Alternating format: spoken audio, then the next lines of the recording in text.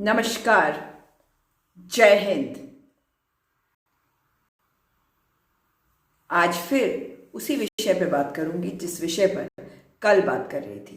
अगर आज आपने मेरा लाइव देखा होगा धरना स्थल से, तो आपने देखा होगा बहुत ही दुख देने वाली तस्वीरें आपने देखी होंगी कि किस प्रकार से हमारे उपनल कर्मी जो हैं, उपनल संविदा कर्मचारी संघ जो है, उनके द्वारा ये धरना प्रदर्शन चल रहा है। किस प्रकार से वहाँ पे हमारे साथी बैठे हुए हैं और ये उत्तराखंड के वो लोग हैं जिनके लिए ये राज्य बनाया गया था। मगर क्या सचमुच में सपनों का वो राज्य हमें मिल पाया?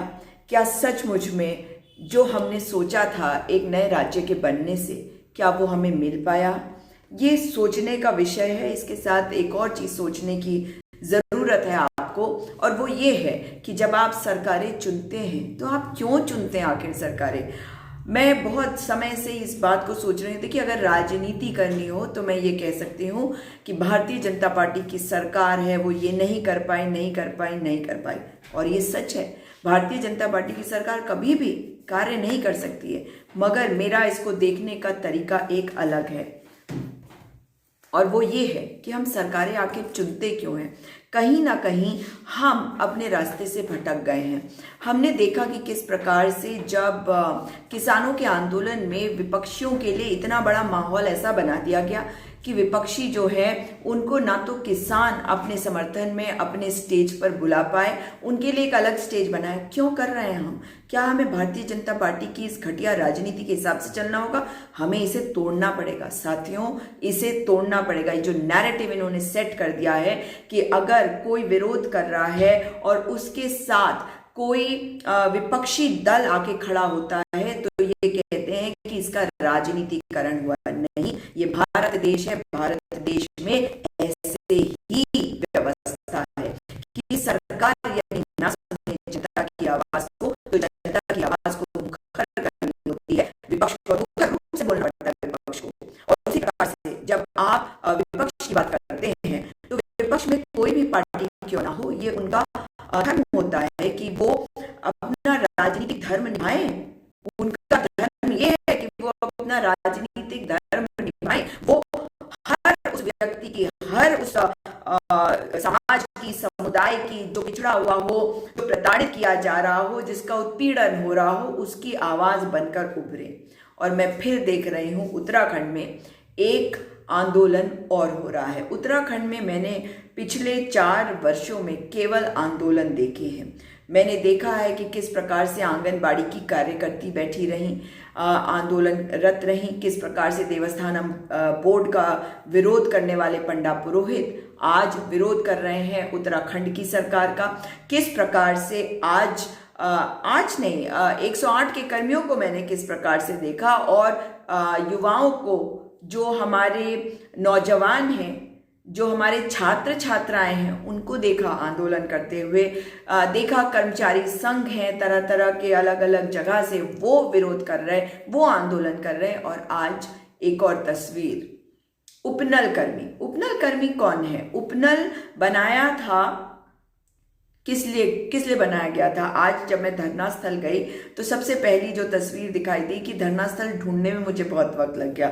जिस रास्ते से मैं धरना स्थल में के लिए मुड़ी वो एक रेजिडेंशियल एरिया था। आखिर में घूमते घुमाते लोगों से पूछते हुए मैं धरना स्थल पर पहुंची और देखा ये कि वहाँ पे जो लोग बैठे हुए हैं, वहाँ पे स्वच्छ भारत अभियान भी चल रहा था। प्रधानमंत्री का की उज्ज्वला गैस योजना भी थी, टॉयलेट्स भी थे, बायो टॉयलेट्स, और प्रधानमंत्री आवास योजना भी थी, आवास विकास योजना। ये कैसी वाली विकास थी, इसके बारे में अवश्य बताऊंगी। जब मैं वहां पे गई तो ये पाया कि वहां पे इतने कंकड़ पत्थर थे कि जूते पहनकर भी वहां पर चलना बहुत कठिन हो रहा था। और ये देखा मैंने कि किस प्रकार से वहां तक पहुंचने में, जहां पे धरना स्थल पे एक शामियाना सा लगाया हुआ था, वहां पे हमारे जो साथी हैं वो बैठे हुए थे, उपनल कर्मी, और वे राज्य के अलग अलग जिलों से आए हुए। और कौन कौन से जिले हैं ये वो जिले हैं जो बहुत मतलब दुर्गम क्षेत्र हैं। बागेश्वर हो, पिथौरागढ़ हो, हर क्षेत्र के व्यक्ति वहां बैठे थे। उपनल कर्मी हर जगह काम करते हैं। आप कह रहे हैं ये सरकार किसानों के साथ अत्याचार और धोखा दे रही है। केवल किसान के साथ नहीं, अगर आप उपनल कर्मियों को देखेंगे तो आप समझेंगे कि ये सरकार क्या कर रही है। जब आप प्रचंड बहुमत की सरकार चुनते हैं तो अगर उस सरकार को काम करने के बजाय सत्ता में बने रहना हो तो वो करती है जो भारतीय जनता पार्टी कर रही है। भारतीय जनता पार्टी की सरकार उत्तराखंड में है, और मैं आपको आज अपने उत्तराखंड के 4 साल के बाद नए मुख्यमंत्री इस शासन की, मतलब अभी कुछ दिन का शासन है उनका, नई भारतीय जनता पार्टी की सरकार, उसमें त्रिवेंद्र सिंह रावत पहले थे, अब एक और टीएसआर आए हैं, उनका नाम है तीरथ सिंह रावत। रावत ही है मगर आगे तीरथ सिंह लगा हुआ है उनके नाम के। उन्होंने आज एक भाषण दे रहे थे। एक तो वो भाषणवीर ना बने तो बेहतर होगा, क्योंकि जब मुंह खोलते हैं तो अपनी खिल्ली उड़वाते हैं। मुंह खोल के पहले महिलाओं के चरित्र पर सवाल उठाया, उनके संस्कारों पर सवाल उठाया, उनकी फटी हुई जीन्स के बारे में आप शब्द कहे, महिलाओं के ऊपर सवाल उठाया। अब क्या कर रहे हैं ये मुख्यमंत्री? भाई अजब अजब के हैं मुख्यमंत्री। आप लोग मुझे बताइए कि हम किसके गुलाम थे? क्या हम अमेरिका के गुलाम थे या अंग्रेजों के गुलाम थे? हमारे उत्तराखंड के मुख्यमंत्री, उत्तराखंड जो पढ़े लिखे लोगों का राज्य है, और मुझे पूरा यकीन है इनके पास भी आप ढूंढेंगे तो 2-4 डिग्री ये भी निकाल देंगे, हो सकता है डॉक्टरेट भी निकाल देंगे, क्योंकि यहाँ पे पढ़ाई लिखाई की बात करेंगे तो डिग्री जो है भारतीय जनता पार्टी वालों के पास बहुत सारी रहती है। और उसी तरह से मुख्यमंत्री तीरथ सिंह रावत जी के पास भी आई एम श्योर की होगी। अब उन्होंने लगता है कि फिजिक्स पढ़ी होगी, हिस्ट्री इसलिए उन्हें पता नहीं है, इसलिए इसका दोष नहीं दे सकते, क्योंकि भारतीय जनता पार्टी में उन्होंने कहा कि हम अमरीकियों के गुलाम रहे 200 साल तक। 200 साल तक अमरीकियों के गुलाम, अंग्रेजों के गुलाम थे और अमरीकियों का बता रहे हैं। ऐसे हैं मुख्यमंत्री। अब इनसे कोई उम्मीद नहीं करी जा सकती, लेकिन फिर भी ये उम्मीद कर सकती हूँ कि जब आप इतने अनाप शनाप की बातें बोल दे रहे हैं और इतना कंफ्यूजन क्रिएट कर दे रहे हैं, तो बेहतर होगा कि आप उपनल के जो हमारे संविदा कर्मचारी हैं उनकी बातों को सुन ले, उन्होंने जो निवेदन किया है उसको मान ले। हमारे जो उपनल के संविदा कर्मचारी संघ हैं वो वहां पे आंदोलनरत है, वो वहां बैठे हुए हैं। गंदा नाला है बगल में बह रहा, गंदा नाला मतलब लोगों का ऐसे लग रहा है जैसे सीवर का पानी जो है उसमें आ रहा है, और सीवर का पानी आ रहा है, बगल से निकल रहा है। उसी के बगल में टॉयलेट्स हैं, बायो टॉयलेट्स भी हैं और वैसे वाले भी। वैसे वालों में तो खैर ताला है, लेकिन जो बायो टॉयलेट्स हैं वहां पर उनकी जो कुंडियां हैं उसमें वो बंद नहीं होती, वो मतलब टूटी हुई हैं। उसके अलावा बायो टॉयलेट्स हैं। प्रधानमंत्री टॉयलेट योजना, प्रधानमंत्री टॉयलेट बनाएंगे, पूरा ओपन डेफिकेशन मुक्त उत्तराखंड नहीं हुआ है। प्रधानमंत्री का पहला झूठ। प्रधानमंत्री का दूसरा झूठ कि स्वच्छ भारत अभियान, उत्तराखंड में स्वच्छता नहीं दिखाई दी। तीसरा झूठ, उज्ज्वला गैस योजना की बात कर रहे थे, धरना स्थल पे जाके देखिए लकड़ियों का ढेर पड़ा हुआ था। इसके पहले जो मैंने लाइव किया उसमें अवश्य देखिएगा, आप देख पाएंगे। वहां पे वो जो लकड़ियां थी उस पर वो खाना बना रहे हैं हमारे जो उपनल के संविदा कर्मचारी हैं। इसके अलावा वहां पे खुले में वो जहां सो रहे हैं वहां सांप, बिच्छू, और अब बरसात आएगी तो आप सोच लीजिए बिच्छू भी आएंगे, ज्यादा आएंगे। कीड़े मकोड़े मच्छर तो हैं ही, मगर वो जो जगह जहाँ पे वो बैठे हुए हैं वो समतल नहीं है, वो पूरी पथरीली है। और बताया गया मुझे कि वो शमशान घाट के ऊपर बैठे हुए हैं, जहाँ पे जब छोटे बच्चों की मृत्यु हो जाती थी तो वहीं पे उनको गाड़ दिया जाता था। ये वो शमशान घाट है। ये सहस्त्रधारा रोड पर धरना स्थल है जहां पर हमारे उपनल के कर्मी बैठे हुए हैं। उपनल कर्मी वहां बैठे हुए हैं। उपनल कर्मियों की जो मांग है वो हमारी सरकार कब मांगेगी ये तो मालूम नहीं, लेकिन ये बता दूं आपको कि इनका जो मैं जजमेंट पढ़ रही थी हाई कोर्ट का, जिसके विरुद्ध हमारी सरकार चली गई है सुप्रीम कोर्ट, मगर उसमें कुछ मूवमेंट अभी तक नहीं हुआ। एसएलपी दाखिल करी थी, मगर उसमें 2018 के बाद जब ये जजमेंट आया था नवंबर 2018 में, तो उसके बाद हमारी सरकार ने उसको चैलेंज किया था। इस उपनल वालों का जो पिटिशन था उसमें हाई कोर्ट ने कहा था कि हमारे जो उपनल कर्मी हैं इनको रेगुलराइज कर दिया जाए, मतलब इनको आप रेगुलराइज करने की स्कीम लाए और इनकी नौकरियां पक्की कर दे। उसके अलावा उसमें यह कहा गया था कि इनको समान वेतन दिया जाए, समान काम का समान वेतन। मतलब जो लोग उपनल के जरिए, उपनल जो है ये हमारे उत्तराखंड पूर्व सैनिक जो होते थे वो और उनके आश्रितों के लिए निगम बनाया गया। ये एक आउटसोर्सिंग वाला निगम है जिसके माध्यम से हर डिपार्टमेंट में लोगों को नौकरियां दी जाती है। तो अगर उपनल के माध्यम से नौकरी मिलती है तो आपको ऑनरेरियम मिलता है, मानदेय मिलता है, आपको तनख्वाह या सैलरी नहीं मिलती, आपको वेतन नहीं मिलता, क्योंकि जब आपको वेतन मिलता है तो उसमें आपको डियरनेस अलाउंस मिलता है, डीए वगैरह सब मिलता है। तो मैं आपको बता दूं कि इनको 8,400 रुपए दिए जाते हैं और इसमें जीएसटी 18% का और 2.5% का सर्विस टैक्स कट जाता है। तो अगर हम हिसाब लगाएं जीएसटी, मतलब सरकार को इनसे कमाने की क्या जरूरत पड़ी है ये आप बेहतर समझ सकेंगे, इसे मुझे बताने की जरूरत नहीं है। उपनल कर्मी जिनको 8,400 रुपए मिलते हैं और उस पे 15% का जीएसटी यानी कि 1,260 रुपए, 1,260 रुपए, और इसमें आपको बता दूं 1,260 और 2,010 ये हो गया 1,470 रुपए। 1,470 रुपए इनके 8,400 रुपए में से कटकर 6,930 रुपए इनको मिलते हैं। कुछ जनों को कुछ और पैसे भी मिलते हैं जो जोड़कर उनके 8-10 हजार के करीब हो जाते हैं महीना चलाने के लिए।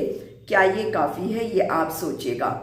तो मैं आपको बता दूं कि किस प्रकार से हमारी सरकार जो है, जब माननीय उच्च न्यायालय ने कहा कि हमारे उपनल कर्मियों को एक तो उनको नौकरी उनकी पक्की हो जाए, उन्हें रेगुलर कर लीजिए, दूसरा कहा कि आप उनको समान कार्य का समान वेतन दे। अगर कोई डायरेक्ट तरीके से आता है और जो उपनल से आता है और सेम काम करे तो दोनों को समान वेतन मिलना चाहिए। ये नहीं कि एक को 8,400 और उसमें से जीएसटी सर्विस टैक्स काट दीजिए और दूसरे को 15,000 18,000 रुपए आप दे रहे हैं, तो ये गलत है। ये ऐसा माननीय उच्च न्यायालय नैनीताल हाईकोर्ट ने माना।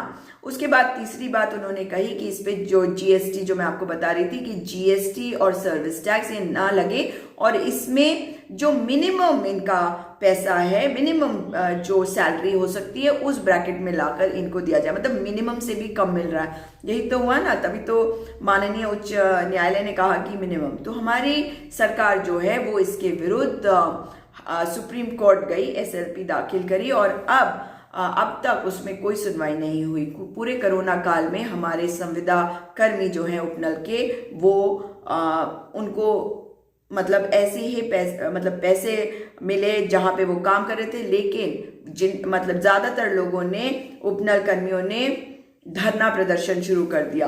तो कोरोना काल में वे बाहर नहीं आ सकते थे, मगर आंदोलन जो है वो जारी था, चाहे वो बाहर नहीं दिख रहे थे।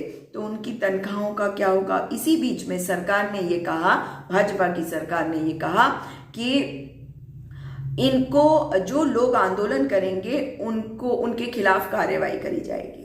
ये पिछले टीएसआर ने कहा, त्रिवेंद्र सिंह रावत जो मुख्यमंत्री थे पिछले वाले भाजपा सरकार के, पिछले 4 साल से कम समय तक वो रहे। लेकिन जिस प्रकार से ये एसएलपी दाखिल करी गई उसके विरुद्ध तो इन्होंने कहा कि उसको वापस लीजिए, और ये गए आंदोलन करने। मगर जब ये आंदोलन कर रहे थे तो वहाँ पर ये जो आदेश आ गया मुख्यमंत्री जी की वजह से, उस आदेश को अब कहा जा रहा है कि जो नए मंत्री आए हैं वो उसको वापस लेने की बात कर रहे हैं। वापस ले भी लेंगे तो भी समस्या का समाधान नहीं होता। समस्या का समाधान तब होगा जब आप वार्ता करेंगे। उत्तराखंड की भारतीय जनता पार्टी की सरकार आखिर अपने आप को क्या समझ रही है? इतनी बुरी पटकनी आपको मिलेगी अगर आपने लोगों से बातचीत करना बंद कर दिया, अगर आपने लोगों से बात नहीं किया, उनकी समस्या का समाधान नहीं किया, तो यही जनता आपको इतने जूते मारेगी, इतने जूते मारेगी कि आप सोच भी नहीं सकते। आपको खत्म कर देगी। ये जनता है, जनता जनार्दन है, जिन्होंने आपको इस कुर्सी पर बैठाया है, और अगर अब आप उनकी नहीं सुनेंगे तो आपका समय हो गया है खत्म। उपनल महासंघ बैठा हुआ है, आपसे उम्मीद लगाए बैठा है कि आप उनसे जाकर बात करेंगे। मुख्यमंत्री तीरथ सिंह रावत जी, आखिर आपको मुख्यमंत्री बनाया क्यों गया है? ये मेरी समझ में नहीं आ रहा। क्या आपको इसलिए बनाया गया है ताकि आप जगह जगह जाकर भाषणवीर बनकर ये भाषण देते फिरे? आप ये जो भाषण दे रहे हैं, और वो कौन सा, आप तो भाषण जीवी बन के घूम रहे हैं, भाषण जीवी बनकर घूम रहे हैं। जो आंदोलनकारी है, जिनको आप आंदोलन जीवी बताते हैं, जाकर उनसे बात करिए। आप परजीवी हैं। हमारे भारतीय जनता पार्टी सरकार जो है, मैं आपको बता दूं कि ये परजीवी है। इन्होंने आपको आपसे लड़वाया है, आपको आपस में लड़वाया है राष्ट्रवाद के मुद्दे पर, मगर काम एक नहीं किया है। जब से ये सरकार आई है, युवा कह लीजिए, महिलाएं कह लीजिए, पुरुष कह लीजिए, जो सरकारी कर्मचारी हैं उनको कह लीजिए, छात्र छात्राएं कह लीजिए, सब आंदोलन करते रहे हैं, इनके विरुद्ध आवाज उठाते रहे हैं। भारतीय जनता पार्टी की स्ट्रैटेजी है, भारतीय जनता पार्टी की एक स्ट्रैटेजी है कि हमें किसी भी प्रकार से सरकार में बने रहना है। प्रचंड बहुमत आपने दे दिया, ये आपकी गलती है, क्योंकि कभी भी प्रचंड बहुमत की सरकार आप ऐसों को देंगे जिनके पास एक्सपीरियंस नहीं है, तो वो आपके लिए कार्य नहीं करेंगे। लेकिन अब मैं उपनल कर्मियों की तरफ से अपनी सरकार से मांग करती हूं कि आप उपनल कर्मियों से बातचीत करिए, वार्ता करिए और समाधान ढूंढिए। ये जो कुछ भी हो रहा है वो गलत है। हमारे उपनल कर्मी अगर बैठे हुए हैं धरना स्थल पर, शहर के एक कोने में, जहां तक पहुंचने में मुश्किल है, जहां पे पहुंचने के लिए ट्रांसपोर्ट मिलना मुश्किल हो जाता है या बहुत महंगा होता है, तो हमारे उपनल कर्मी जो है वहां तक कैसे पहुंच रहे होंगे, ये सोचने का एक विषय है। वो जहां बैठे हैं वो एक शमशान घाट था, वहां पे बच्चों को दबाया जाता था, ऐसा मुझे बताया गया वहां पे जो आंदोलनरत उपनल कर्मी हैं उनके द्वारा। क्या ये सही है? क्या ये अमानवीय नहीं है?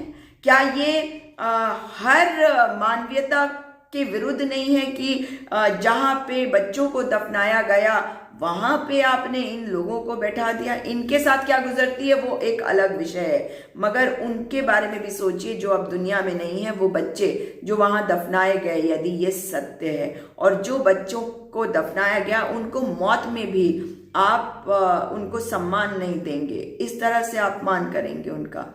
हमारे जो उपनल के साथी हैं वहां बैठे हुए हैं, पूरे दिन में वहां 800 से 1000 लोगों के करीब आ जाते हैं। शाम तक वहां 150 लोग रहते हैं जो वहीं पे रहते हैं, वहीं सोते हैं। और ये हमारे उत्तराखंड के दुर्गम इलाकों से आए हुए हैं, एक एक इलाका, मतलब एक एक जिले से। और आज मैं बागेश्वर से भी किसी से मिली, तो मतलब ये है कि पूरे उत्तराखंड से, क्योंकि ये जो लोग हैं ये हर डिपार्टमेंट में काम करते हैं। हर पूरे उत्तराखंड में जो नौकरियां हैं इन्हें मिली हुई हैं अलग अलग डिपार्टमेंट में। बहुत सारे ऐसे लोग थे जो हॉर्टिकल्चर डिपार्टमेंट के थे, जो जल परियोजना के थे, बिजली विभाग के थे, शिक्षा, उच्च शिक्षा विभाग के भी थे, और वो लोग वहां बैठे हुए हैं। आखिर हमारी सरकारें चाहती क्या हैं। आप लोगों से भी ये जानना चाहती हूँ कि क्या आप सरकारों को इसलिए चुनते हैं कि वो काम नहीं करेंगे तो फिर हम 5 साल इंतजार करेंगे कि अगली सरकार जो है उसको हम लेकर आए। किसी ने मुझे कहा कि हाँ मैं तो नोटा में वोट डालता हूँ। वो वोट बर्बाद हो जाता है, क्योंकि अगर आप नोटा में डालते हैं और अगर अधिकांश लोग नोटा में नहीं डालेंगे तो उस वोट का कोई वैल्यू ही नहीं है। या आप लोग सब मिलकर इस चीज़ को तय करा करिए कि हमारी जो कॉन्स्टिट्यूएंसी है उसमें से ये गांव जो है पूरा का पूरा नोटा में देगा। भाई ये तो मतलब फ्रीडम है कि कौन किसको देगा, लेकिन अगर आप ये इस तरीके का सेंटिमेंट बना सके, लोगों को एकजुट कर सके, क्योंकि उत्तराखंड का जिस तरह से सर्वनाश किया है वो हम देख रहे हैं, और उत्तराखंड का सर्वनाश करने वाले केवल नेता हैं, पॉलिटिशियन हैं। अगर मैं सरकारों की बात करूं, कितने भी दोष हम लगा लें नारायण दत्त तिवारी जी के ऊपर, तो कम से कम नारायण दत्त तिवारी जी को ये तो नहीं कहा जा सकता कि उन्होंने काम नहीं किया। उपनल के बारे में मुझे कहा गया कि ये बनाया गया मेजर जनरल भुवन चंद्र खंडूरी द्वारा, जो 2 बार मुख्यमंत्री रहे। प्रॉब्लम यह है कि भारतीय जनता पार्टी ना कभी सरकार में पहले रही, मगर इतनी बार जब बीच बीच में आ चुकी है तब भी इन्हें सरकार में रहने का एक्सपीरियंस नहीं मिला है। यदि आप देखें तो भारतीय जनता पार्टी की सरकार जब पिछली बार आई, जब ये राज्य बना था, तब भी आप देखिए कि पहले नित्यानंद स्वामी जी भारतीय जनता पार्टी, कोश्यारी जी भारतीय जनता पार्टी, फिर कांग्रेस की सरकार आई, मुख्यमंत्री, जी हाँ मुख्यमंत्री थे, मुख्यमंत्री उस वक्त थे आपके नारायण दत्त तिवारी जी। उसके बाद अगर आप देखें तो फिर भारतीय जनता पार्टी, और जानते हैं भुवन चंद्र खंडूरी जी, जिनको ये श्रेय जाता है उपनल बनाने का, लेकिन उसके बाद कौन आया? उनकी सरकार को डुलवाने का काम किया निशंक जी ने, रमेश पोखरियाल निशंक, जो आज शिक्षा मंत्री है। उनके ऊपर इतने भ्रष्टाचार के आरोप लगे कि उन्हें हटाना पड़ा था भारतीय जनता पार्टी की सरकार को। आप लोग कैसे भूल गए? उत्तराखंड के लोग इस बात को कैसे भूल गए? सिर्फ इसलिए क्योंकि आपको बरगलाने के लिए एक मोदी जी चले आए थे, बरगला के चले गए और आप उनकी बातों में आ गए। आपने चुन लिया दोबारा से भारतीय जनता पार्टी को, अपने पांव पे इतनी बड़ी कुल्हाड़ी मार दी। आप अच्छे लोगों को चुन लेते, भारतीय जनता पार्टी में कोई अच्छा व्यक्ति होता उसको चुन लेते, कांग्रेस पार्टी में अच्छा व्यक्ति होता उसको चुन लेते, इंडिपेंडेंट अच्छा होता वो चुन लेते, मगर भारतीय जनता पार्टी को ये प्रचंड बहुमत आपने क्यों दिया? इस विषय पर भी बात करना आवश्यक है, उस पर भी आती हूँ। लेकिन फिर भुवन चंद्र खंडूरी जी को वापस लाया गया क्योंकि निशंक जी को हटाया गया। मतलब 5 साल के कार्यकाल में भारतीय जनता पार्टी की आप देखिए कि पहले भुवन चंद्र खंडूरी, फिर निशंक जी और फिर भुवन चंद्र खंडूरी जी, और निशंक जी के ऊपर आरोप लगे भ्रष्टाचार के, और आज वो शिक्षा मंत्री है। इसके पहले उसको HRD डिपार्टमेंट कहते थे, HRD मिनिस्टर बने। और हाँ, वो शिक्षक थे, उनकी पत्नी भी शिक्षिका थी, और आज उनके कॉलेज हैं। कहाँ से, कैसे कॉलेज? मतलब मुझे ताज्जुब होता है कि आप लोगों के सामने ये सारी चीजें आप लोगों को दिखती नहीं। दिनेश अग्रवाल जी कांग्रेस पार्टी में थे, बिजनेसमैन, नेता, MLA, मगर उनके बेटे को जो कॉन्ट्रैक्ट मिला था NIVH देहरादून के सामने वाली सड़क पे पक्का करके सत्यानाश मार दिया। कितना विरोध हुआ, लेकिन भाई उनके बेटे को वो देना था कॉन्ट्रैक्ट। कांग्रेस पार्टी की सरकार हो, भारतीय जनता पार्टी की सरकार हो, किसी को कोई फर्क थोड़ी पड़ता है। सब आपस में मिलके आप उत्तराखंड का सत्यानाश करेंगे तो आपके विरुद्ध तो आवाज उठेगी। लेकिन उसके बाद देखिए, जब कांग्रेस पार्टी की सरकार आई तो किसको बनाया मुख्यमंत्री? केंद्र ने बना दिया विजय बहुगुणा जी को। विजय बहुगुणा जी जो उत्तराखंड के दर्द को नहीं समझ सकते, वो अपने पिता के पुत्र जरूर होंगे, मगर उत्तराखंड के हेमवती नंदन बहुगुणा जी के उत्तराखंड वाले पुत्र नहीं है, वो इलाहाबादी पुत्र निकले। क्योंकि उन्होंने क्या किया? उनके ऊपर भ्रष्टाचार के आरोप लगे, वे कांग्रेस पार्टी में थे, उनके ऊपर भ्रष्टाचार के आरोप लगे जब आपदा आई थी केदारनाथ की, और फिर उनको हटा दिया गया। और उनको हटा दिया गया, उसके बाद हरीश रावत जी आए, उनके ऊपर किस तरह के आरोप लगे वो आपने और मैंने देखे। हम सबने देखा कि किस प्रकार से शर्मसार हुई थी उत्तराखंड उस दिन, जिस दिन वो वीडियोस बाहर आए थे। लेकिन यहाँ पे सिर्फ उनको दोष नहीं दिया जा सकता। आज भी वो सोच रहे हैं वो मुख्यमंत्री बनेंगे और एक नैरेटिव वो भी सेट कर पा रहे हैं, बिल्कुल ठीक उसी प्रकार से जिस प्रकार से मोदी जी सेट कर लेते हैं। लेकिन क्या वो मुख्यमंत्री आपको मंजूर हैं जिनके ऊपर इतने बड़े आरोप लगे?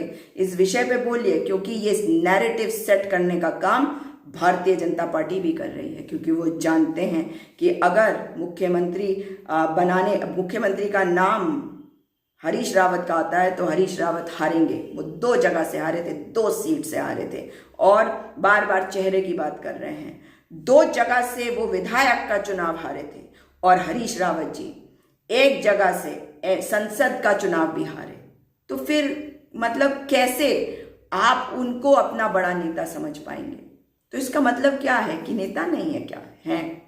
आपको देखना पड़ेगा, ढूंढना पड़ेगा, उस पर आती हूं।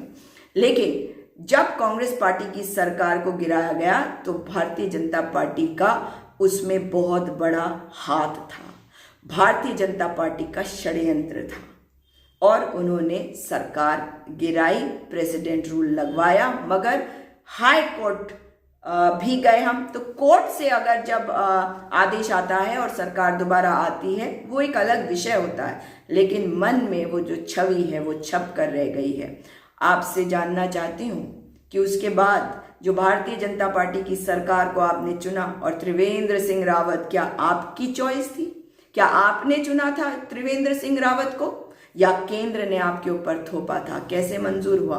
क्यों नहीं किया विरोध? क्यों नहीं कहा उस समय आप लोगों ने कि क्यों हमारे जो विधायक गण है वो अपना नेता नहीं चुन रहे, क्यों नहीं चुन पा रहे वो एक नेता? और उनको जब हटाया गया, क्योंकि 4 साल पूरे नहीं कर पाए वो, और जो भ्रष्टाचार के आरोप उन पर लगे हैं, उनके एडवाइजर्स पे लगे हैं, वो आप जानते हैं, उनको हटाया गया। उन्होंने आपकी आवाज़ नहीं सुनी, उपनल कर्मियों की आवाज़ नहीं सुनी, उन्होंने किसी की आवाज़ नहीं सुनी। क्यों?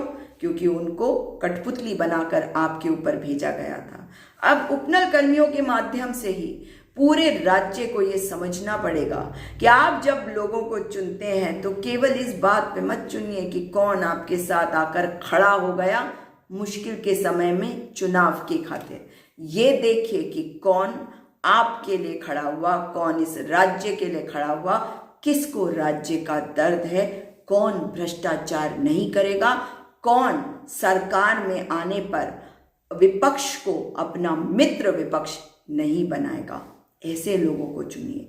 जब आप अच्छे लोगों को चुनने लगेंगे, आप मांग करेंगे कि सच्चे अच्छे लोगों को लाया जाए, तो हर दल पर यह दबाव रहेगा कि वे अच्छे कैंडिडेट्स को आगे करें, ताकि आप अच्छे कैंडिडेट्स को चुन सके। और अच्छे कैंडिडेट अगर भाजपा के, कांग्रेस के, यूकेडी तो बिल्कुल ही खत्म पार्टी है, या कोई भी और पार्टी आ जाए, अगर अच्छे कैंडिडेट्स आते हैं तो वो अच्छे कैंडिडेट्स कैसे होंगे? आप भी पार्टी है भाजपा की, बच के रहिएगा।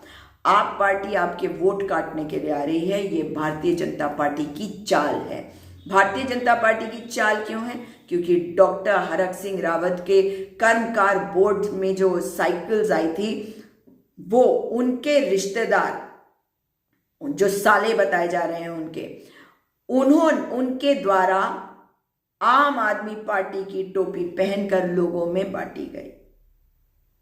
और डॉक्टर हरक सिंह रावत मंत्री, उनके एक और सलाहकार ओएसडी, वो भी अब आम आदमी पार्टी में है। आम आदमी पार्टी से बचकर रहिएगा। तो और उत्तराखंड क्रांति दल पे भरोसा नहीं करना चाहिए, और खास करके इसलिए भरोसा नहीं करना चाहिए क्योंकि उनका नेतृत्व तो देखिए ये सब जगह है। अगर आप भारतीय जनता पार्टी में देखेंगे तो आपको कोई नए चेहरे नहीं दिख रहे, वही पुराने जो मैं 2001 से देख रही हूँ वही चेहरे चल रहे हैं। कांग्रेस पार्टी में देख रही हूँ 2001 से जो चेहरे चल रहे हैं वही देख रही हूँ।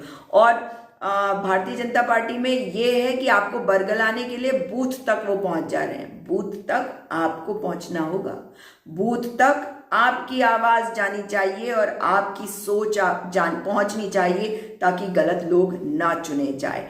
जिस प्रकार से कांग्रेस पार्टी को अगर आप देखें तो वो चीज़ें नहीं कर सकती जो भारतीय जनता पार्टी करती है, लेकिन फिर भी अगर सही कैंडिडेट ना हो तो मत चुनिएगा, सही कैंडिडेट ना हो तो मत चुनिएगा।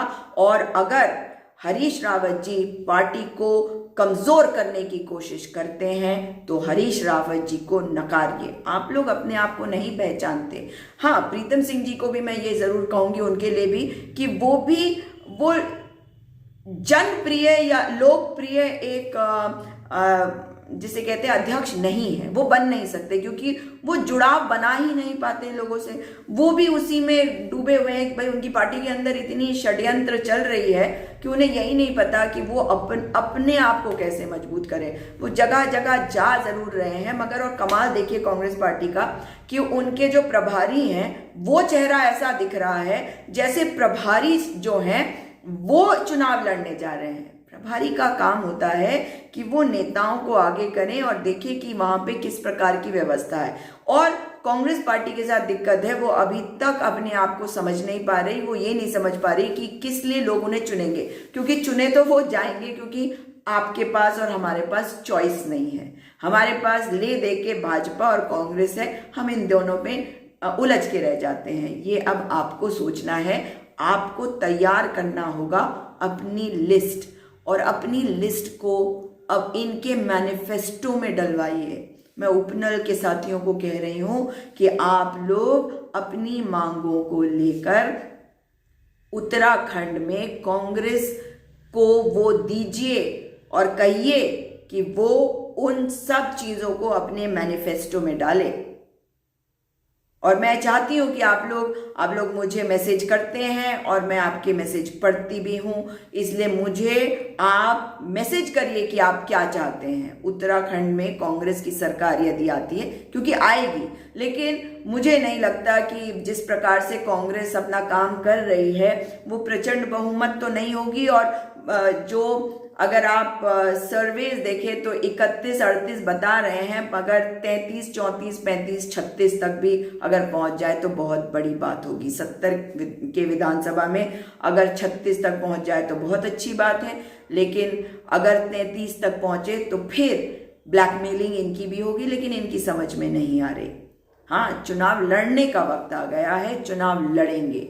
चुनाव लड़ने के लिए आपको और मुझे तैयारी भी करनी होगी, क्योंकि अगर पार्टी सही कैंडिडेट नहीं देती तो आपको आवश्यक है कि आप अपने नेता को चुने, अपने क्षेत्र में से अपने नेता को उठाइए, क्योंकि जो आपकी आवाज आप बननी चाहिए वो हो नहीं रही है, क्योंकि जिसको आप चुनते हैं वो अपने पैसे बनाने में लग जाता है। आपको एक एग्जाम्पल देती हूँ, खनन का तो आपको पता है कि उत्तराखंड में क्या हाल है। आप देखिए कि किस प्रकार से कांग्रेस पार्टी में भी बहुत देखे हैं मैंने, जिनकी क्या मतलब कैसे थे वो, क्या थे वो मैंने देखा है। भाई पूरा जीवन यहाँ बिताया तो देखा नहीं है। और आज वो क्या हो गए, इसलिए नहीं हो गए क्योंकि उनके अंदर कैपेबिलिटी है, इसलिए हो गए क्योंकि आप लोगों ने, आपकी माताओं ने लड़ाई लड़ी थी, हमने लड़ाई लड़ी थी इस राज्य को बनाने के लिए। मलाई ये सब खा रहे हैं, जितने नेता हैं ये नेता बन गए क्योंकि आप तो अपना काम कर रहे हैं। तो नेता ऐसा चुनिए जो आपका काम करे, और नेता चुनने के लिए आप अपने पॉइंट्स बनाइए कि कांग्रेस पार्टी उसे अपने मैनिफेस्टो में डाले अगर भारतीय जनता पार्टी काम नहीं करती। दुख इस बात का है कि जब हम बात करते हैं पार्टीज की तो हम सिर्फ यही कहते हैं कि ये पार्टी काम नहीं करेगी तो अगली बार चुन लेंगे अगली पार्टी को। ये क्यों हो रहा है? ये नहीं होना चाहिए। जरूरत है कि हम जो भी पार्टी सत्ता में है, हमने जिसे चुना है उन पर दबाव डालें ताकि वो काम करे। इसलिए अभी भारतीय जनता पार्टी है, उनको हटाने का काम अगले साल, लेकिन अभी इस उद्देश्य के साथ अपने आंदोलन को करिए कि वो आपका काम करे। इस उद्देश्य के साथ नहीं कि अगर वो काम करते हैं तो वोट उन्हें देंगे। किस बात का दबाव में आकर, क्योंकि चुनाव आने वाले हैं तो 4-4.5 साल आपको रुलाने के बाद यदि आपका वो काम करते हैं तो आप जानते हैं ना वो क्यों कर रहे हैं। उन्हें करने दीजिए, इस कोशिश को उन्हें करना पड़ेगा, लेकिन आप अटल रहिए, अपनी बात पर डटे रहिए। दोबारा आपसे मुलाकात होगी। इस वीडियो को अधिक से अधिक शेयर करिएगा, इन बातों को ध्यान में रखिएगा। ये सारे पूरे देश में एप्लीकेबल है और किसी भी पार्टी की बातों में आने के बजाय आप अपनी बात को रखिए, क्योंकि आप अपनी शक्ति को नहीं पहचानते। 2021 में भी मैं देख रही हूं कि आप उत्तराखंड में हो या किसी और राज्य में, आप अपनी शक्ति नहीं पहचानते। चुनिए ऐसी सरकार जो आपके बच्चों को शिक्षा दे। अगर आपके बच्चों को शिक्षा मिल गई, आपके बच्चों को रोजगार मिल गया, याद रखिए शिक्षा, स्वास्थ्य और रोजगार ये सबसे ऊपर रखिए। इसमें भी सबसे ऊपर शिक्षा को रखिए। अगर शिक्षा मिल गई और स्वस्थ रहे आप, तो आपको रोजगार का अधिकार मिले, ऐसी डिमांड रखिए। और जो सरकार आए वो आपके लिए कार्य करिए, ऐसा अपने आप को बनाइए, अपनी शक्ति को पहचानिए। जो आपका नेता हो अगर वो काम ना करे तो ये ना कहें कि ये काम नहीं करता और हम क्या कर सकते, अगले चुनाव में बताएंगे। नहीं, जवाबदेही तय करिए, जिम्मेदारी तय करिए, अपनी आवाज को बुलंद करिए, विरोध के स्वर हमेशा बुलंद रखिए। कोई भी सरकार आए, कोई भी नेता हो, गलत करे तो अपनी बात को कहने से पीछे मत हटे। जो उपनल की बात करेगा उत्तराखंड में राज करेगा, जो 108 की बात करेगा वो उत्तराखंड में राज करेगा, जो छात्रों की बात करेगा वो उत्तराखंड में राज करेगा, और जो महिलाओं का सम्मान करेगा केवल वो उत्तराखंड में राज करेगा। ऐसा आपको सोचना भी चाहिए।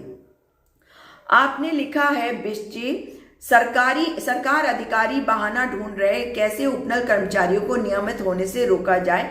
माननीय उच्च न्यायालय का फैसला है, क्या नेता अधिकारी सचिव माननीय न्यायालय से ज्यादा ज्ञाता है, जो अब भी विधिक न्यायिक अड़चन नए पेच फंसा रहे। उपनल कर्मियों का भला करने की इच्छा है तो माननीय न्यायालय का फैसला आदेश में अमल कीजिए, नए पेच निकालना बंद करो, नहीं तो 2022 में सबके पेच ढीले होने जा रहे हैं। मैंने कहा ना 2022 में जो पेच ढीले होंगे वो तो होंगे, लेकिन अभी भी इनको अपना कार्य करने के लिए इन पर दबाव डालने की जरूरत है। और इस बात को समझने की जरूरत है कि जब आपके साथी ऐसा कर रहे हैं तो ये अधिकारी, क्योंकि हमारे जो मंत्री हैं, हमारे जो नेतागण हैं, उनके वो सक्षम नहीं है, वो जानते ही नहीं, क्योंकि वो अधिकारी उन्हें चलाते हैं, क्योंकि उन्हें खुद नहीं आता नेता बनना नहीं आता। आप बना देते हैं नेता अपना वोट देकर, और पार्टियां जो है वो उन्हें टिकट दे देती है और आप उन्हें चुन लेते हैं, लेकिन वो नेता सचमुच में नहीं है। नेता तो वो होता है जो नेतृत्व करता है, नेता तो वो होता है जिसके पीछे भीड़ होती है, जिसके साथ लोग चलते हैं, नेता वो होता है जिसका अनुसरण लोग करते हैं। मगर ये नेता है जिनका आप अनुसरण करेंगे। आप बताइए किसका अनुसरण करना चाहेंगे, महेश नेगी जी का, गणेश जोशी जी का, उनके जैसा बनना चाहेंगे, या चाहेंगे कि आपके बच्चे उनके जैसे बने? सोचिएगा। मतलब मैं तो किसी की बुराई कर भी नहीं रही हूं, फिर भी सोच के देखिए कि क्या आप अपने बच्चों को उनके जैसा बनाना चाहेंगे। आप अपने बच्चों को किसके जैसा बनाना चाहेंगे, किसके जैसा बनाना चाहेंगे? कोई साइंटिस्ट बनाना चाहेगा, कोई डॉक्टर बनाना चाहेगा, इंजीनियर बनाना चाहेगा, अच्छी जॉब उसे मिले, अच्छा काम वो कर सके, नाम कमा सके, अच्छा इंसान बना सके। तो इसमें मैं नाम ले रही हूं, आप बताइए कि आप किसकी तरह बनाना चाहते हैं अपने बच्चों को। क्या आप बनाना चाहते हैं? अगर किसी की तरह बनाना चाहते तो बताइएगा, मैं पढ़ के सुनाऊंगी। बताइए किसकी तरह बनाना चाहते हैं? कोश्यारी जी की तरह, नित्यानंद स्वामी जी की तरह, बहुत भले थे वो, बहुत भले थे। नारायण दत्त तिवारी जी की तरह, सोचिएगा मैं क्या पूछ रही हूँ। भुवन चंद्र खंडूरी जी की तरह, बहुत बढ़िया शख्सियत है, उसमें कोई डाउट नहीं है। और निशंक जी की तरह, मगर क्या उनकी तरह का नेता आपके लिए ठीक है? उसके अलावा आप बताइए हरीश रावत जी की तरह, क्या आप अपने बच्चों को हरीश रावत जी की तरह बनाना चाहते हैं? डॉक्टर हरक सिंह रावत की तरह, दिनेश अग्रवाल जी की तरह, प्रीतम सिंह जी की तरह, किसकी तरह बनाना चाहते हैं? किसकी तरह बनाना चाहेंगे?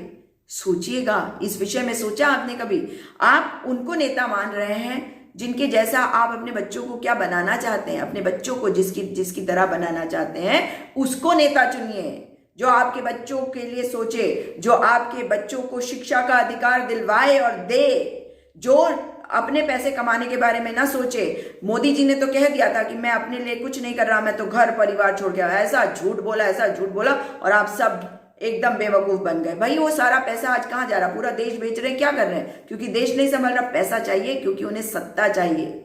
देखिए, तो इसलिए आप लोगों को ये समझना होगा कि उपनल कर्मी जो हैं उनके साथ जो कुछ भी हुआ है वो गलत हुआ है। और जिस प्रकार से हमारे माननीय उच्चतम न्यायालय ने में ये मैटर इस वक्त पेंडिंग है और हमारे उपनल कर्मी ये कह रहे हैं कि इस एसएलपी को वापस ले लें, तो इसकी ओर अगर हमारी सरकार ध्यान देगी तो बहुत अच्छा होगा। क्योंकि अगर सरकार चाहे तो इन सभी उपनल कर्मियों को रेगुलराइज कर सकती है, रेगुलराइजेशन स्कीम लाकर इनको मिनिमम पे स्केल डियरनेस अलाउंस के साथ दे सकती है। उसके एरियर्स जो कहे गए थे 6 महीने तक, 6 महीने, पिछले 6 महीने तक, अब देखिए ये क्या करेंगे। अगर ये मैटर आता है और इस आपके फेवर में आता है तो जो अगली सरकार आएगी उन पर जोर आएगा, उनके ऊपर, फिर वो कहेंगे हम कैसे दें। आप समझ रहे हैं? तो ये पूरा पेज जो उलझाया जा रहा है वो इसीलिए उलझाया जा रहा है ताकि कोई भी सरकार ये काम ना कर सके। लेकिन अगर आप सचमुच में चाहते हैं कि ये सरकार जो है इस कार्य को करे तो पूरा दबाव बनाइए। आपकी आवाज हर जगह नहीं पहुंच रही है। आपको लग रहा है कि आपका आंदोलन बहुत बड़ा है, मगर आपका आंदोलन तब तक बड़ा नहीं होगा जब तक उत्तराखंड के गांव गांव से आपके लिए आवाज नहीं उठेगी। उत्तराखंड के गांव गांव से भी आवाज उठेगी, उत्तराखंड के बाहर से भी आवाज उठेगी। हमारे उत्तराखंडी साथी जो देश में विदेश में अलग अलग जगह में रहते हैं वो भी आपकी आवाज उठाएंगे और वो तभी होगा जब आप अपनी आवाज को बुलंद करेंगे। इस वीडियो को अधिक से अधिक शेयर करिएगा ताकि उपनल कर्मियों की आवाज जो है हमारी सरकार को सुनाई दे, हमारी सरकार नींद से जागे और जो हमारे उपनल कर्मी मांग कर रहे हैं उसको पूरा करें। इनको रेगुलराइज करें, इनको समान काम के लिए समान वेतन दे, डियरनेस अलाउंस दे, जीएसटी और सर्विस टैक्स ना काटे। जो एसएलपी इन्होंने दाखिल करी है माननीय उच्चतम न्यायालय में वो सरकार का अधिकार है, मगर हमारे उपनल कर्मी निवेदन कर रहे हैं कि उसको वापस लिया जाए, तो उसको वापस ले लिया जाए। यदि ऐसा हो जाएगा तो सरकार का मान भी बढ़ेगा और लोगों का भी सम्मान होगा और उत्तराखंड के स्वाभिमान को जो आपने ठेस पहुंचाई है भारतीय जनता पार्टी की सरकार ने, वो उसमें कुछ मरहम लग पाएगा। वैसे इतना समय जो आप बर्बाद करते हैं, लोगों के घर उजड़ जाते हैं, आपके लिए माफी है नहीं। फिर भी कोशिश करके देखिए। तीरथ सिंह रावत जी, आपसे निवेदन है और बहुत विनम्र निवेदन है कि उपनल कर्मियों को बहाल किया जाए, उपनल कर्मियों को समान काम का समान वेतन दिया जाए, जीएसटी सर्विस टैक्स ना काटा जाए, उनको रेगुलराइज करा जाए और जो एसएलपी आपने दाखिल करी है माननीय उच्चतम न्यायालय के समक्ष, आपके पास ये अधिकार है, आपके पास ये शक्ति है कि आप उसे वापस लें। उसको वापस लीजिए, क्योंकि महिलाओं के बलिदानों से बने राज्य में महिलाओं ने कभी नहीं सोचा था कि एक दिन ऐसा आएगा जब राष्ट्रवाद का दम भरने वाली सरकार राष्ट्रवादी लोगों को इस प्रकार से उत्पीड़ित करेगी। जो सेना में अपनी सेवाएं देते हैं उनको और उनके ऊपर उनके जो डिपेंडेंट्स हैं उनके साथ इस तरह होगा कि वो सड़कों पर आएंगे, वो आपको आवाज लगाएंगे, आपका विरोध करेंगे। वो शमशान घाट पर बने हुए एक मैदान में बैठा दिए जाएंगे और जहां ना लाइट होती है, ना गंदा नाले का पानी बह रहा होता है, ना ठीक से टॉयलेट है, ना पानी की व्यवस्था है, वो पानी भी स्वयं मंगवाते हैं और वहां पे पूरे राज्य के लोग आकर बैठे होंगे। 21,000 मैंने कल बताया था आपको, मुझे बताया गया कि 22,000 से भी ज्यादा उपनल कर्मी हैं। यदि ऐसा है तो क्या यह आवश्यक नहीं है कि आप इसे वोटों के रूप में भी सोचिए। भारतीय जनता पार्टी हो, कांग्रेस पार्टी हो या कोई भी पार्टी, आपको अपना समर्थन इन्हें देना होगा और इनके लिए अपनी आवाज बुलंद करनी होगी। भारतीय जनता पार्टी के विधायक आज तक इनके लिए क्या कर पाए हैं दिख नहीं रहा। गणेश जोशी जी, जो आपने किया है वो काफी नहीं है। उमेश शर्मा काऊ जी, आपके एरिया में बैठे हुए हैं लोग, तो आप वहां पहुंच तो गए उनके बीच, लेकिन वो काफी नहीं है। अपनी सरकार से कहिए कि जो माननीय उच्च न्यायालय ने आदेश दिए हैं उसका अनुपालन किया जाए और माननीय उच्चतम न्यायालय के समक्ष जो एसएलपी दाखिल करी गई है उसे वापस ले लिया जाए, अपने लोगों से बातचीत करी जाए। सुना है कि कोई भी अधिकारी अभी तक हमारे उपनल कर्मियों के बीच नहीं गया उनसे बात करने के लिए। विपक्षी नेता गए, बताया गया कि उत्तराखंड क्रांति दल गया, आम आदमी पार्टी के लोग भी गए और कांग्रेस पार्टी के नेता भी गए, मगर ये काफी नहीं है। अब इनकी आवाज को बुलंद करने की जरूरत है, इनकी आवाज को इतनी जोर से गूंजने की जरूरत है, उसको ये आवाज को गुंजवाने के लिए ये तभी गूंजेगी आवाज जब उत्तराखंड का जनमानस होगा इनके साथ। दोबारा आपसे मुलाकात होगी। आपसे निवेदन है कि इस वीडियो को अधिक से अधिक शेयर करिए और हिम्मत मत हारिएगा, जीत आपकी होकर रहेगी। दोबारा आपसे मुलाकात होगी। नमस्कार।